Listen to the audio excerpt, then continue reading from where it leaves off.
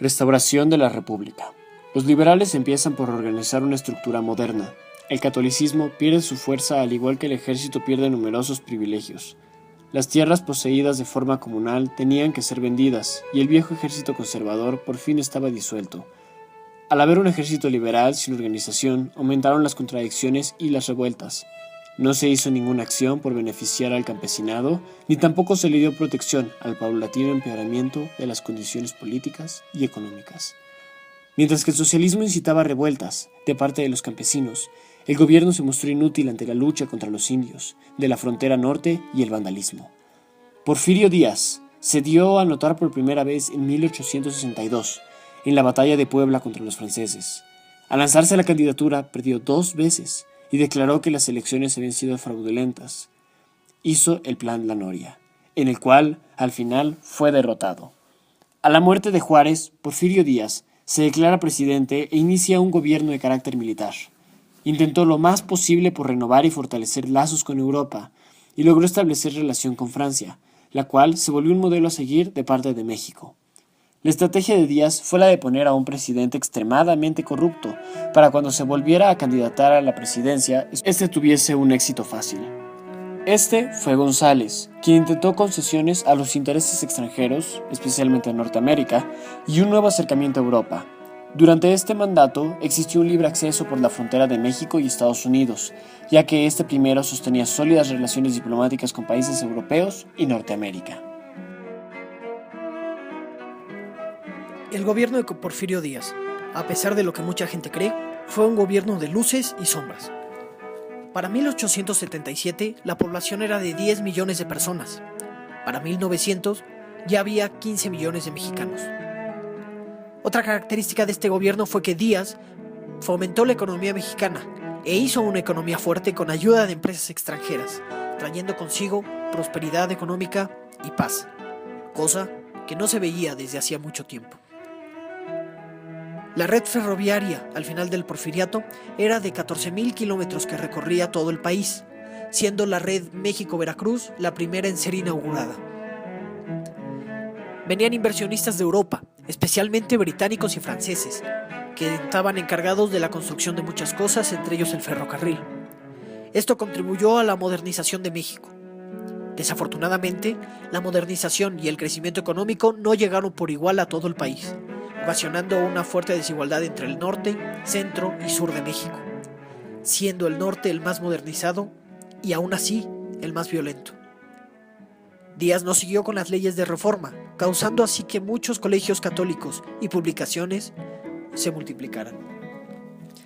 Se podría decir que algunas de las características del gobierno de Díaz fueron la conformación de un Estado-nación moderno, como tal, crecimiento económico e industrialización, y los contras fue una gran deuda pública, esclerosis política y corrupción de vida pública, lo que a la larga llevaría a su destitución y a convocar una revolución en 1910.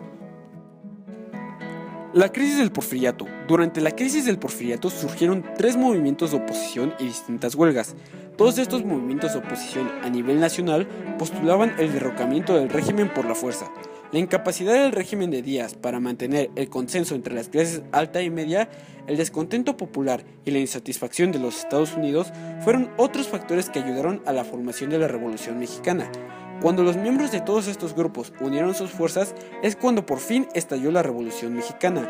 Las causas específicas de la revolución fueron la depresión económica de proporciones sin precedentes, la creciente y cada vez más visible represión gubernamental, la lucha por la sucesión del presidente que envejecía, resurgimiento del nacionalismo y la aparición de México como escenario de la rivalidad europea-norteamericana. Durante estos periodos surgieron distintos movimientos sociales. Sin embargo, estos movimientos no surgieron en la época del descenso económico. Al contrario, surgieron en el apogeo económico de México. Los 3 mayores conflictos laborales fueron la huelga en la fábrica textil de Río Blanco, la huelga minera de Cananea, el movimiento de obreros ferroviarios en Chihuahua. Todos estos movimientos fueron detenidos de manera brutal, aunque hay que aclarar que antes del régimen de Díaz nunca se había visto una represión en contra de los manifestantes. Al contrario, Díaz siempre intentaba negociar con estos. El final de la crisis del Porfiriato fue marcada por la clase media que no estaba gozando de los lujos de siempre, por Estados Unidos que sentía un desprecio por Díaz que ayudó al presidente de Nicaragua, y el pueblo mexicano que sentía que México se estaba transformando en una copia de Estados Unidos. El fin del porfiriato. Francisco I. Madero, el 5 de junio de 1910, poco antes de las elecciones, se le había arrestado acusado de sedición. El gobierno declaró que Díaz y Corral había resultado reelegida y que ninguna candidatura de oposición había recibido suficientes votos como para ser miembros del Congreso. El 6 de octubre, Madero había escapado de San Luis Potosí y desde San Antonio, Texas, anunció un programa bajo el nombre del Plan de San Luis Potosí. Acusó a Díaz de fraude en las elecciones. Madero asumió el cargo de presidente provisional y convocó al pueblo a la revuelta el 20 de noviembre de 1910. Un movimiento popular estalló en las montañas del oeste de Chihuahua bajo la dirección de Pascual Orozco y Pancho Villa, que sorprendió a Díaz y a Madero. El presidente Taft movilizó a 20,000 hombres a lo largo de la frontera y envió barcos de guerra a los puertos mexicanos. El 21 de mayo de 1911, Madero y el gobierno federal firmaron el Tratado de Ciudad Juárez, que contemplaba la dimisión de Díaz y Corral antes de finales de mayo, y el proporcionado la victoria. Incluso respaldó los esfuerzos para desarmar por la fuerza a los revolucionarios de Morelos, encabezados por Emiliano Zapata. El 15 de octubre de 1911, Madero fue elegido presidente por abrumadora mayoría,